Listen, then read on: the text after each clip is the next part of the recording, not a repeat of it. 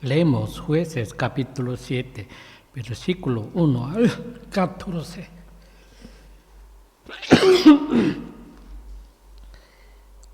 Entonces Jerobal, el cual es Gedeón, y todo el pueblo con él, madrugaron y acamparon junto a la fuente de Arod, y el campamento de Madián estaba al norte de ellos, en el valle cercano al collado de Moré. Y dijo Yahvé a Gedeón: el pueblo que tiene contigo es muy numeroso, para que yo entregué a Madián en su mano, no sea que Israel se enaltezca contra mí y diga: mi mano me ha salvado. Pregona pues a oídos del pueblo, diciendo: quien tema y tiemble, vuélvase y retírese del monte de Galaad. Y de los del pueblo se volvieron 22,000 y quedaron 10,000. Entonces dijo Yahvé a Gedeón: aún el pueblo es mucho, haz que bajen a las aguas y te los probaré allí, y será que de quien yo te diga: vaya este contigo, irá contigo, pero el que te diga: no vaya este contigo, no irá. Hizo pues que el pueblo bajara a las aguas, y dijo Yahvé a Gedeón: todo el que lama las aguas con su lengua, como lame el perro, no pondrás aparte. Asimismo, a todo el que se arrodille para beber. Y el número de los que bebieron a lametones fue el 300 hombres, pero el resto del pueblo se arrodilló para beber agua. Y dijo Yahvé a Gedeón: con estos 300 hombres que han lamido os salvaré y entregaré a Madián en tus manos. Que todo el pueblo se vaya, cada uno a su lugar. Tomó aquella gente sus pertrechos en sus manos, así como sus shofar, y a todos los demás hombres de Israel los envió, cada cual a su tienda. Pero retuvo a los 300 hombres. El campamento de Madián estaba dejado de él en el valle. Y sucedió aquella noche que Yahvé le dijo: levántate, baja al campamento, porque lo he entregado en tu mano. Si te temes descender, bajo al campamento con tu criada afuera, y escucha lo que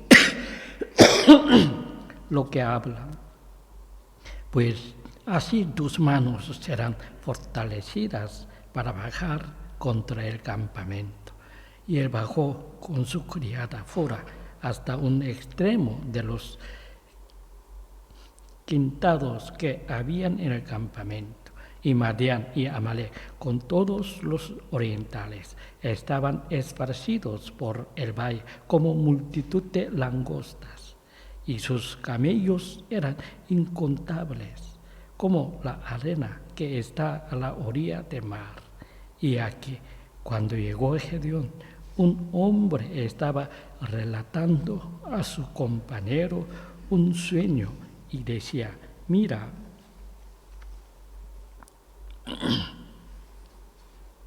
acabo de soñar un sueño. Veía un pan de cebada que lo daba hasta el campamento de Madián, y llegó hasta la tienda y la golpeó de tal manera que cayó. La trastornó de arriba abajo, de tal modo que la tienda colapsó.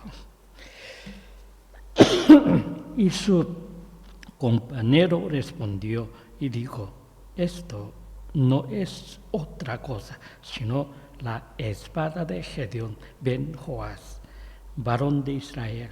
Elohim ha entregado en su mano a Madián y a todo el campamento.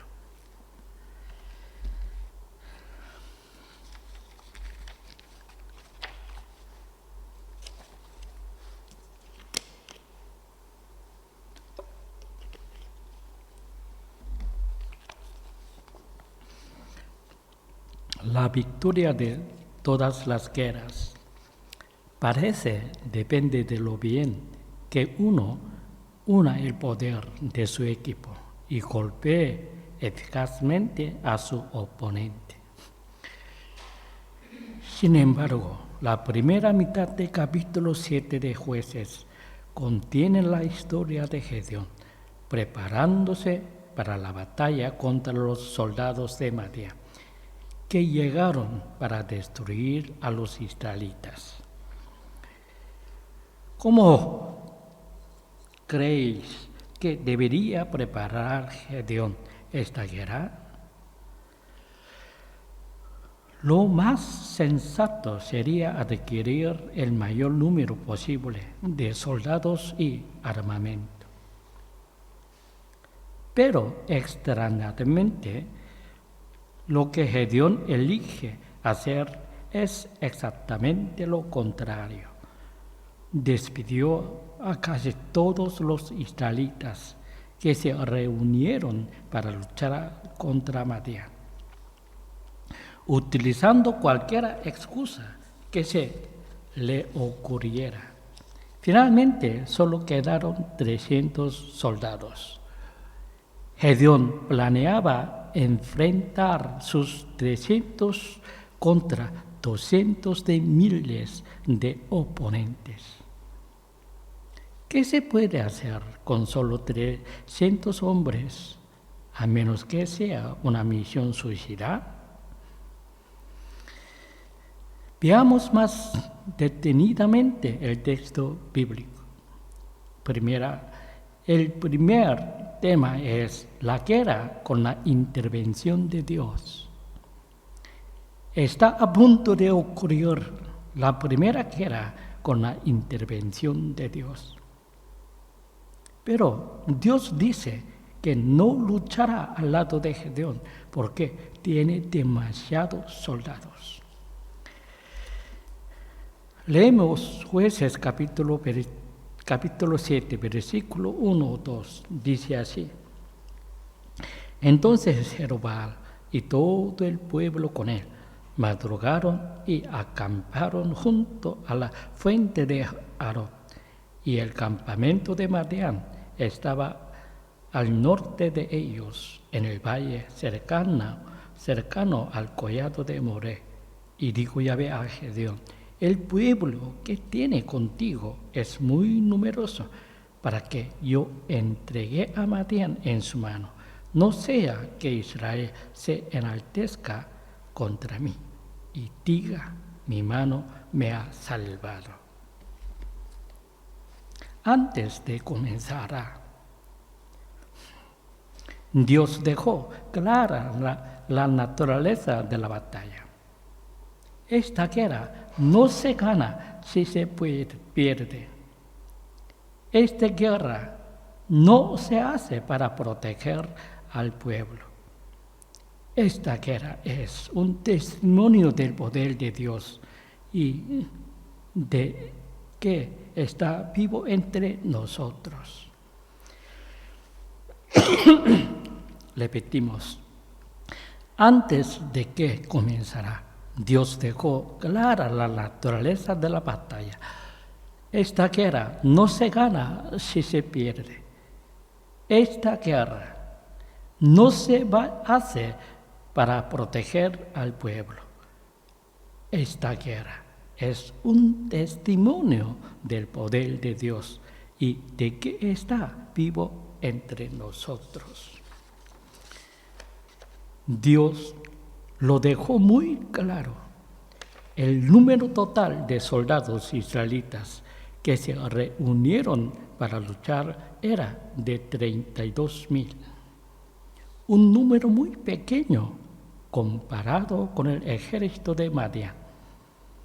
Pero Dios dijo que 32,000 eran demasiados soldados, y si iban ellos, que pelearán solos. No es fácil comprender sus intenciones. ¿Cómo puede ser una guerra de Dios? ¿No es Dios responsable de la situación de Israel? En realidad, la culpa es del pueblo de Israel. Se apartaron de Dios y adoraron a ídolos como Baal y Asera. ¿Por qué debería Dios responsabilizarse de los errores que cometieron? Lo sorprendente es que por grande que sea el lío del armemos, si tan solo lo confiamos todo a Dios, Él peleará nuestras batallas a nuestro lado. Sin embargo, hay algo que debemos tener en cuenta, confiarnos a Dios solo con nuestras palabras, pero no con nuestro corazón. Y esto no nos ayudará en nada. Confiamos a Dios solo con nuestra palabra, pero no con nuestro corazón, y esto no nos ayudará en nada. Dejarlo todo a Dios tampoco hace que todo vaya sobre ruedas. De hecho, Gedeón estuvo a punto de ser arruinado por dejarlo todo en manos de Dios, ya que envió envuelto a todos los soldados en nombre de la reconstrucción militar. En un sentido lógico, debería estar reunidos soldados. Pero Dios reduce el ejército a una centésima parte de su tamaño original. Debería agarrar a cualquier soldado disponible, pero lo que hace es todo lo contrario. La parte más incomprensible del capítulo 7 es el método con el que Dios selecciona a sus soldados. Después de inventar todas las excusas posibles, reduce el ejército a 300 personas y asegura que es suficiente para hacer frente a 200,000 hombres. ¿Es esto posible desde un punto de vista realista? Ponemos nuestro sentido común por encima de todo a la hora de interpretar la voluntad de Dios. El rey hizo que los rebeldes se retiraran de su ciudad, persuadiéndolos con la lógica. Por el contrario, Dios ignora por completo la realidad en esta batalla contra Madián. Hay que ganar todas las guerras. Hay muchos males en este mundo. Por mal se entiende actuar injustamente confiando en el poder de uno mismo. Incluso entre familiares y amigos, que un poderoso oprima al débil es malo. Robar el dinero de otra persona es malo. Un hombre que abusa de su autoridad también es malo. Pero la peor de las maldades es la guerra.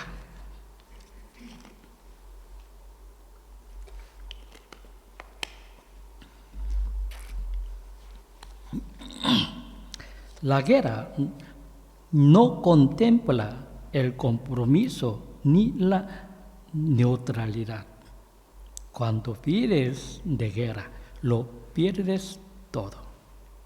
Pero en este caso, Dios está enviando de vuelta a la mayoría de los voluntarios que querían luchar contra el mal de Madián. Está eligiendo el 1% de su poder en lugar de 100. La razón es que esta guerra nunca fue de Israel, sino de Dios. Dios librará esta batalla. Cuanto más hombres se le unan, más ambiguo será el propósito de esta guerra. De esta manera, cuando la guerra esté ganada, no habrá duda de quién ha conseguido la victoria. Nuestro Señor Jesús hace una interesante analogía en Lucas capítulo 14, versículos 31 y 32. Lucas capítulo 14, versículo 31-32.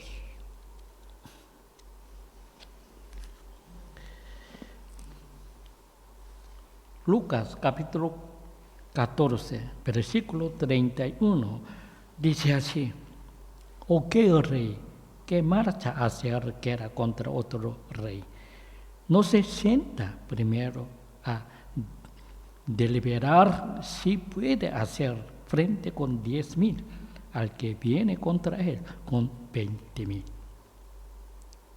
Y si no es tanto todavía lejos de él, envía una embajada y solicita condiciones de paz.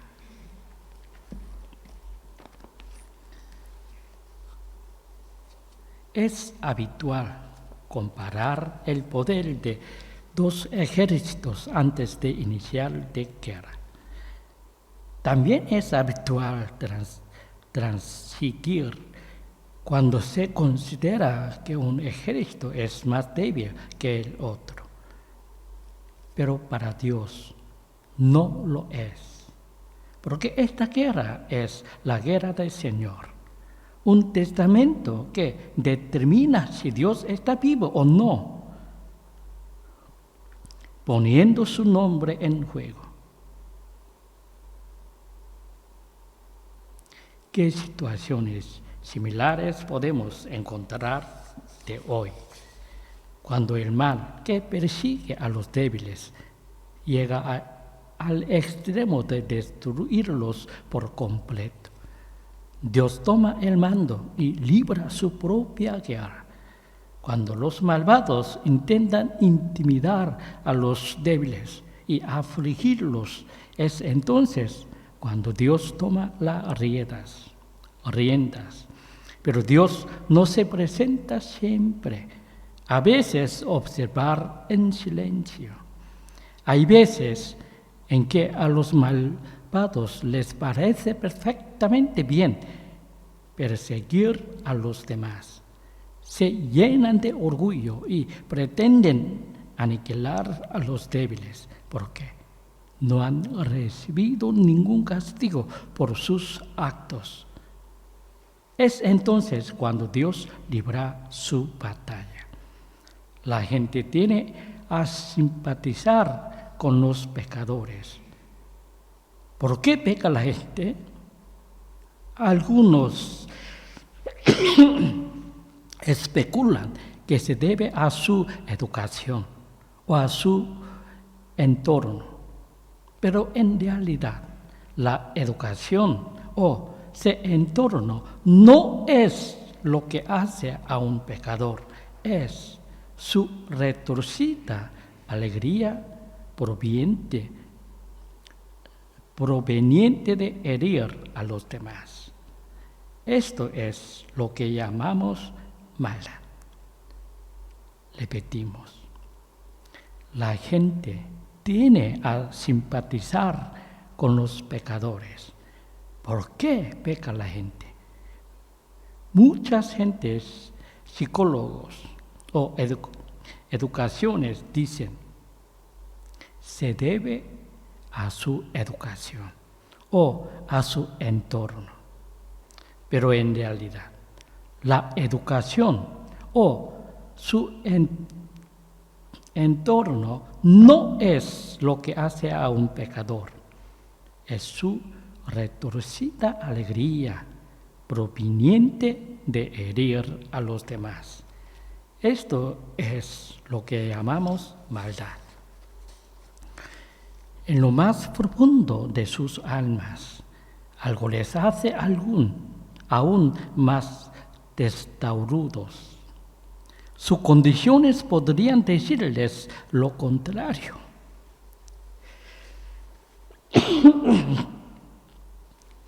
Pero se tapan los oídos y se hunden en más pecados, cada uno más brutal que el anterior. Son esas almas las que Dios abandona. Al principio sienten miedo por sus acciones. Después de algún tiempo, ese miedo desaparece.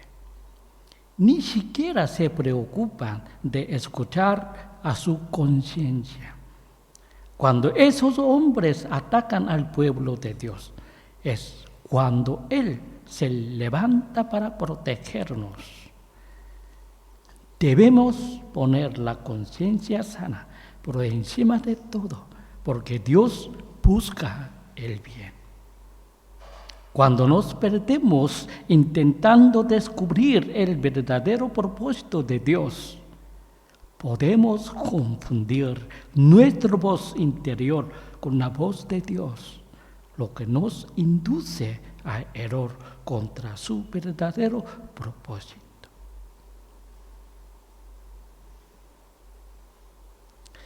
Repetimos. Al principio siente miedo por sus acciones. Después de algún tiempo, ese miedo desaparece.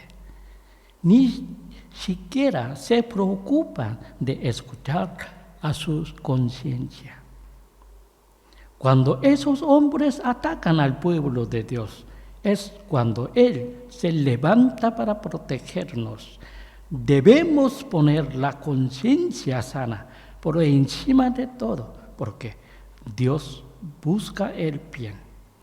Cuando nos perdemos intentando descubrir el verdadero propósito de Dios, podemos confundir nuestra voz interior con la voz de Dios, lo que nos induce a error contra su verdadero propósito.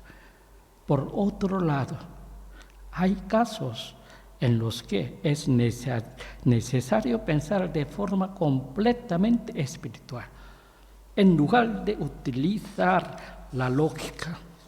¿Cuáles son esos casos?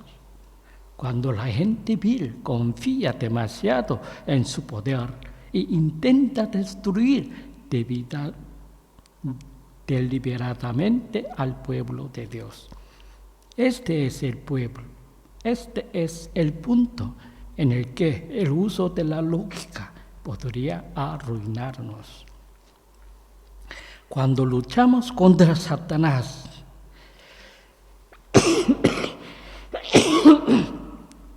en nuestra vida cotidiana, la lógica suele ayudarnos.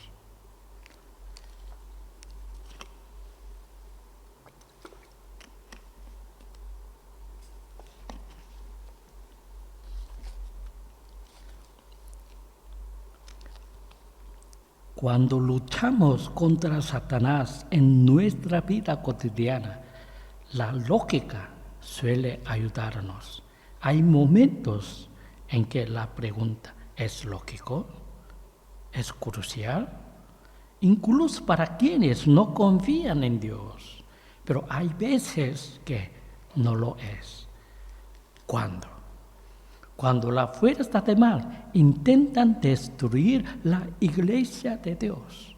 Cuando no hay posibilidad de sobrevivir, porque la fuerza del mal es abrumadora. Es entonces cuando Dios entra en acción.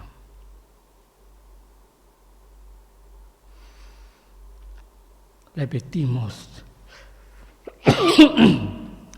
Cuando luchamos contra Satanás en nuestra vida cotidiana, la lógica suele ayudarnos. Hay momentos en que la pregunta es lógica, es crucial, incluso para quienes no confían en Dios, pero hay veces que no lo es. ¿Cuándo? Cuando las fuerzas del mal intentan destruir la iglesia de Dios, cuando no hay posibilidad de sobrevivir, porque la fuerza del mal es abrumadora. Es entonces cuando Dios entra en acción. En este punto, intentar acumular hombres o capital es inútil. Jesús nos dice en Marcos capítulo 9, versículo 29, que la oración es la única vía de escape. Esto no significa que debamos sentarnos a rezar durante días, dado que nuestro poder es limitado. Debemos acudir a Dios en buscar de ayuda. No hay otro camino que Dios, de pie desde su santo trono. Si Él no interviene, no hay salida. El poderoso ejército de Madián subió para destruir al pueblo de Dios. Su objeto era borrarlos del mundo. Esta es la guerra de Dios. Repetimos. Entonces, cuando Dios entre en acción, en este punto, intentar acumular hombres o capital es inútil. Jesús nos dice en Marcos capítulo 9, versículo 29, que la oración es la única vía de escape. Esto no significa que debamos sentarnos a rezar durante días, dado que nuestro poder es limitado. Debemos acudir a Dios en busca de ayuda.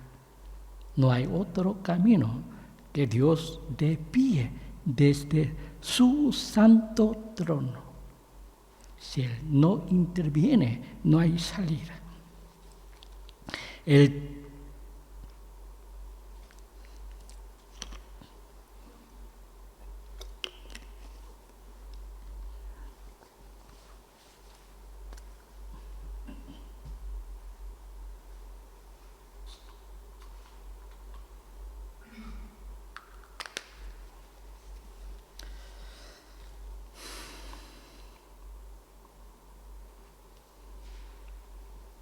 No hay otro camino que Dios de pie desde su santo trono.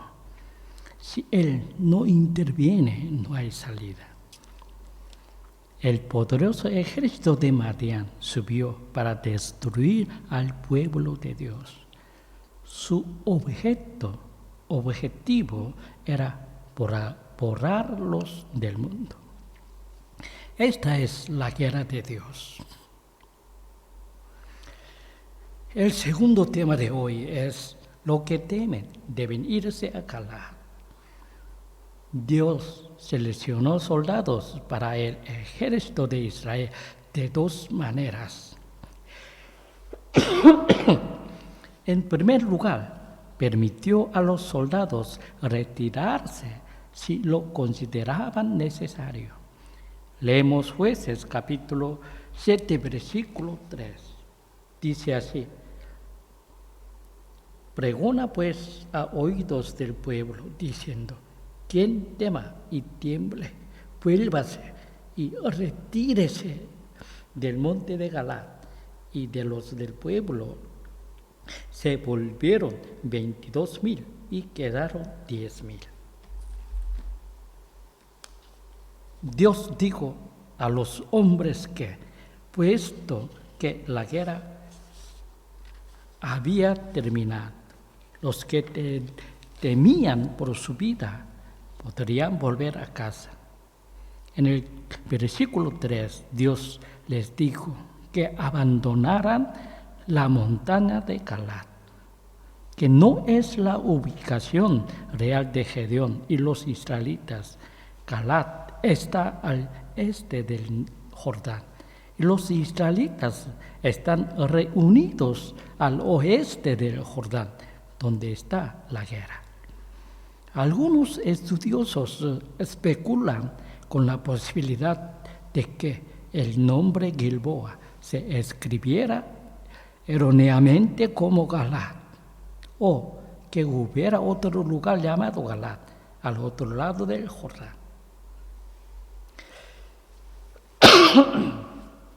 Otros países siempre han buscado una oportunidad para reclamar Galat. Si se arrebataba Galat, peligraba la parte occidental del Jordán.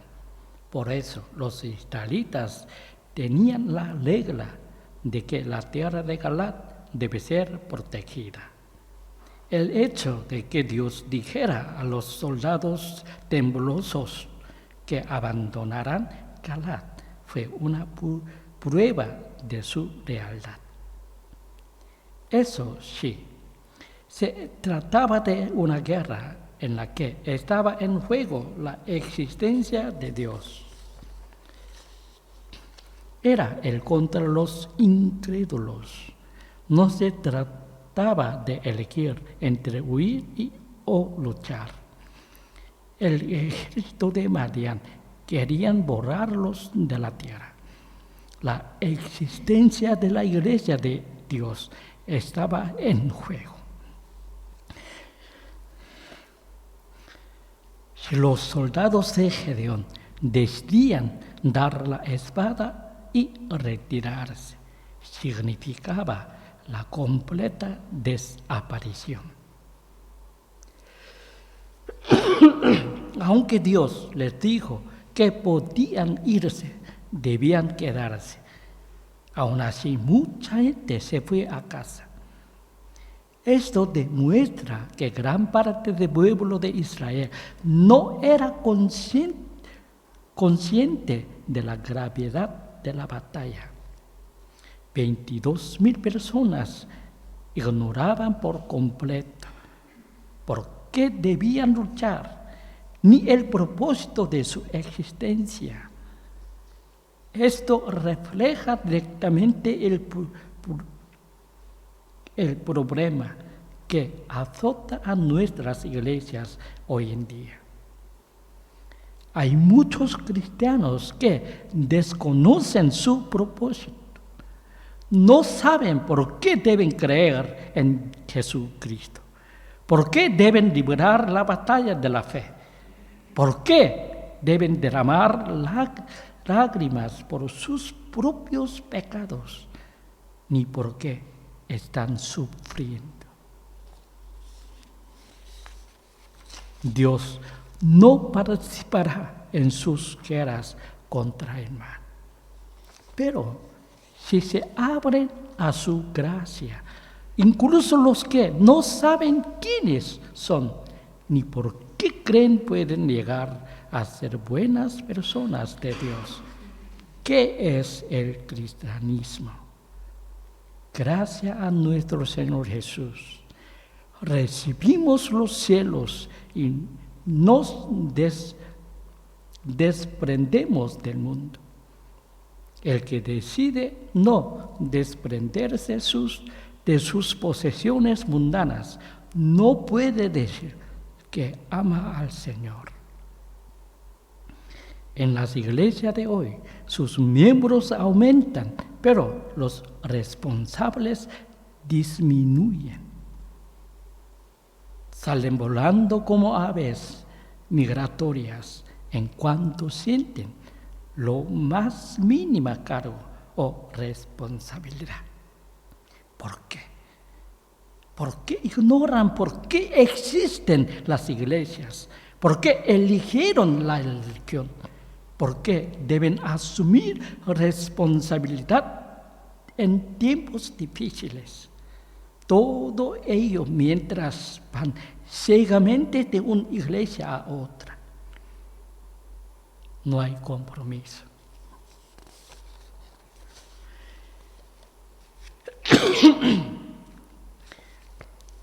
Repetimos.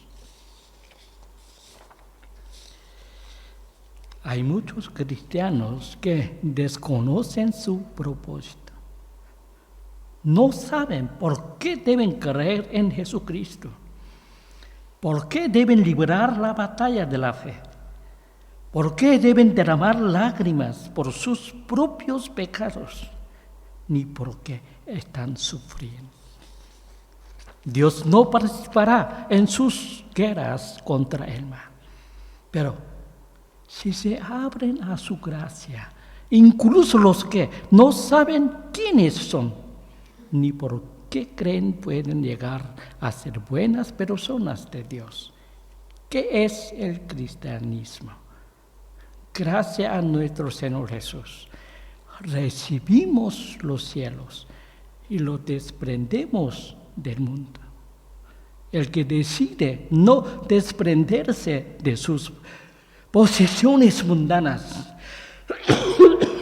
no puede decir que ama al Señor.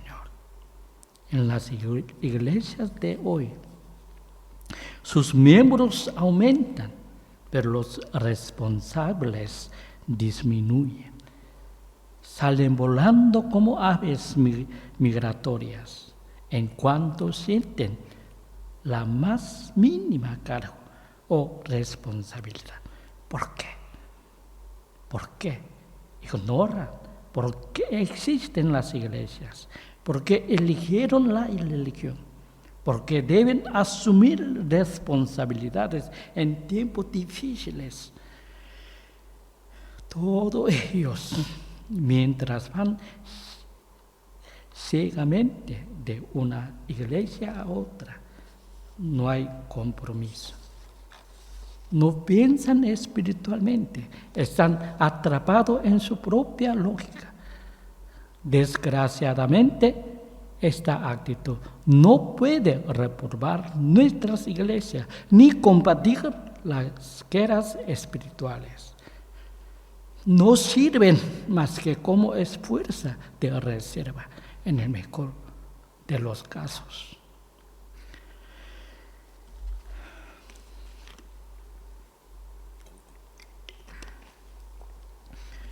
Cuando estos irresponsables se incluyen en sus ejércitos, fracasarán inevitablemente.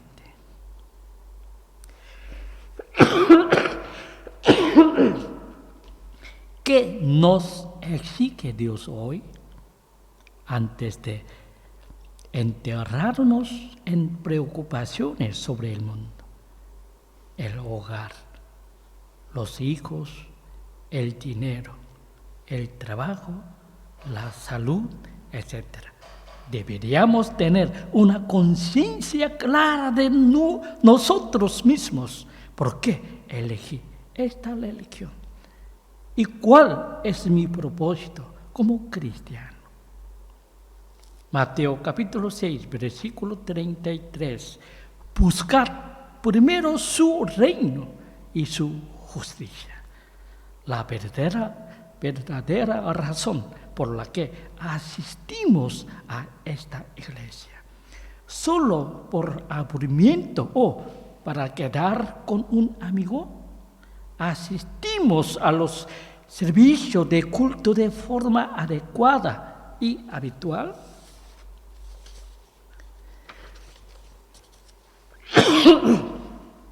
Es una pregunta que hay que hacerse, por muy doloroso que sea.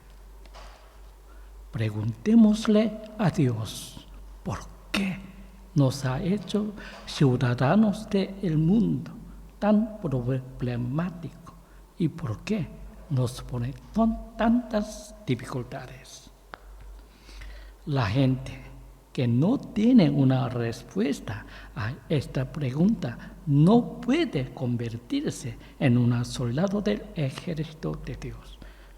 Por supuesto, la voluntad de Dios se revelará con el tiempo. Aún así, deberíamos hacernos innumerables preguntas sobre lo que Dios quiere de nosotros. Una persona sin esta identidad es un mero espectador de la verdad y nunca podrá ser un guerrero responsable. Muchos otros serán excluidos de la lista de los soldados de Dios. Repetimos, es una pregunta que hay que hacerse, por qué doloroso que sea.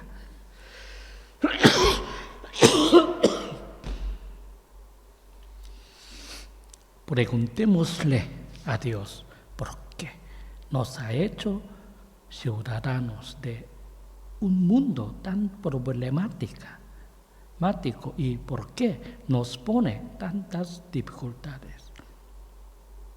La gente que no tiene una respuesta a esta pregunta no puede convertirse en un soldado del ejército de Dios. Por supuesto, la voluntad de Dios se revelará con el tiempo. Aún así, deberíamos hacernos innumerables preguntas sobre lo que Dios quiere de nosotros. Una persona sin esta identidad es un mero espectador de la verdad y nunca podrá ser un guerrero responsable. Muchos otros serán excluidos de la lista de los soldados de Dios. Terminamos aquí el estudio de hoy. Seguiremos más adelante, si Dios quiere. Que tengáis una semana llena de comunión con Dios. Que Dios os bendiga.